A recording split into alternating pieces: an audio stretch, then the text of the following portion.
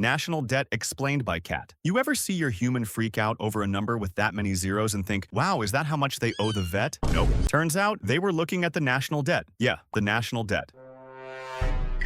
That massive number that seems to just keep going up like a laser pointer on a wall, no cat can ever catch. And somehow, no one's sure if it's a crisis, a con, or just capitalism being dramatic. So today, as a responsible feline citizen who spends his afternoons on the windowsill contemplating macroeconomics, I'm going to explain what national debt really is and why it might not be as terrifying as it sounds. But also sometimes, it kinda is. Let's start simple. What is the national debt? It's the total amount of money the government owes, not like owes on a credit card or owes your cousin for that time he spotted you lunch. This is the accumulated result of the US government borrowing money over time to cover budget deficits. A deficit happens when the government spends more than it brings in from taxes. Think of it this way. Imagine my human spends $100 a week on oat milk, rent, Spotify premium, and treats for me, but only brings in $80 from her part-time job writing horoscopes for cats. That $20 difference? That's a deficit. If she keeps borrowing $20 a week, eventually she owes a big pile of money. That pile is her personal debt. Scale that up by trillions, and boom, national debt. Right now, as of the moment I knocked over this plant and looked it up, the US national debt is over $34 trillion. That's trillion, with a T. If you stacked that in dollar bills, it would reach the moon, multiple times, and then keep going until it smacks into a passing comet. So who does the US owe all this money to? A lot of it is owed to people and institutions who buy US Treasury bonds. These are basically IOUs that say, hey, lend us your money and we'll pay you back with interest. It's a deal, and investors love them because they're considered super safe. About 2/3 of the debt is held domestically by US banks, pension funds, mutual funds, even the Federal Reserve. The rest? Held by foreign countries like Japan and China. Not because they're trying to take over, but because holding US debt is like putting your money in a really boring but reliable savings account. Now you might ask, if the government prints its own money, why does it borrow at all? Can't it just create what it needs? Great question. Let me answer with a cat metaphor. If I eat all my food in one go, I'll get sick. But if I nibble here and there, it keeps me energized without the drama. Similarly, if the government just printed money to pay for everything, we'd get hyperinflation. Remember our chat about printing money? Same rules apply here. Too much cash chasing the same amount of goods equals price chaos. Borrowing spreads out the cost. It keeps things stable. But like any diet of treats, it only works if you know when to stop. Now here's where it gets spicy. Is the national debt bad? It depends. Running a debt isn't necessarily dangerous. Just like a mortgage or a student loan, it can help fund things that create more value over time, like roads, research, education, and defense. As long as the economy grows faster than the debt, it's manageable. But if the debt grows faster than the economy, if interest payments start to swallow up everything else in the budget, that's like spending all your allowance on vet bills and not having enough left for tuna. Currently, interest on the debt is one of the fastest growing parts of the federal budget. In 2024, the US is projected to pay over $1 trillion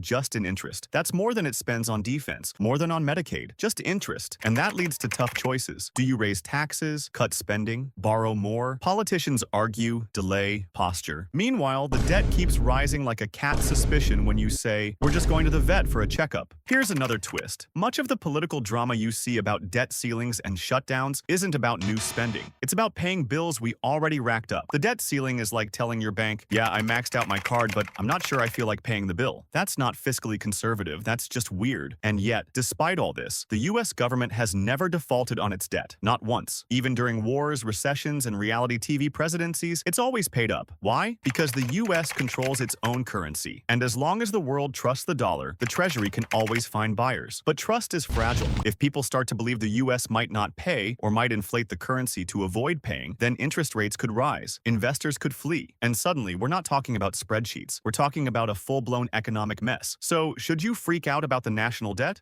But you should pay attention. Think of it like when my human leaves the sink running. A little water? No big deal. But if the tub starts overflowing and she's in the other room watching cat TikToks, yeah, we've got a problem. The national debt is sustainable until it's not. It depends on how fast the economy grows, how high interest rates go, and whether the political system can make grown-up decisions. And that's what worries me most. Not the debt itself, but the lack of a plan. Every year, both parties talk big about fiscal responsibility and then pass giant spending bills. They cut taxes, add programs, and kick the can down down the road. Meanwhile, future generations, your kittens and mine, are the ones who will deal with the mess. Some economists suggest raising taxes on the wealthy. Others want to cut entitlement programs. Some say we should grow the economy so fast that debt becomes irrelevant. All of these involve trade-offs, painful ones, and the longer we wait, the fewer options we'll have. So what can we do? First, stop thinking about the debt like a household budget. Governments are not families. They don't retire. They don't die. They issue bonds that get rolled over indefinitely. But they do need to manage interest and maintain trust. That's the real goal. Second, focus on the cost of debt, not just the size. A $30 trillion